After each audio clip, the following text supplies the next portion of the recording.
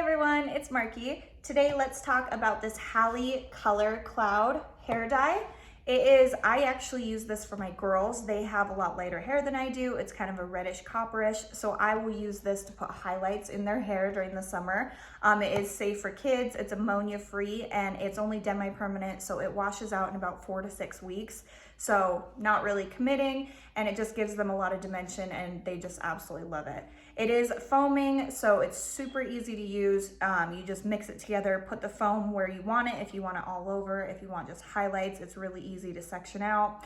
I leave it on for about 30 minutes, rinse it out, and the color is so beautiful and so vibrant. Because it is ammonia-free and sulfate-free and paraben-free, like I said, it's great for kids. It's great for if you're pregnant and you want to color your hair without having toxic chemicals. This is absolutely great. It doesn't smell too harsh. It doesn't really have that really bad ammonia smell that most hair dyes do.